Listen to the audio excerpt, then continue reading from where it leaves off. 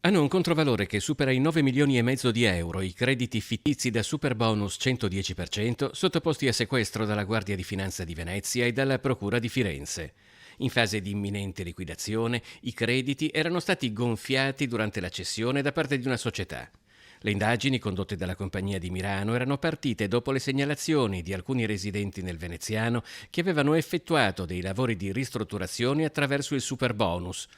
Controllando il proprio cassetto fiscale, avevano però scoperto che gli importi dei loro crediti edilizi erano stati ceduti dopo essere stati duplicati o triplicati di valore a società diverse da quelle che realmente avevano realizzato i lavori.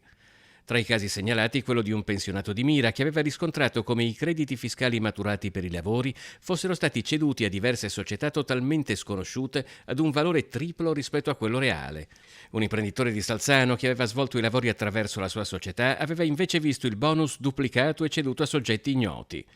L'intervento dei finanzieri ha permesso di bloccare la frode fiscale e di sequestrare preventivamente crediti fittizi per oltre 9 milioni e mezzo di euro nei confronti di una società con sede a Firenze, poco prima che venissero ceduti a un'azienda energetica di Venezia, la quale li avrebbe a propria volta utilizzati per compensare i propri debiti di imposte in scadenza con il fisco.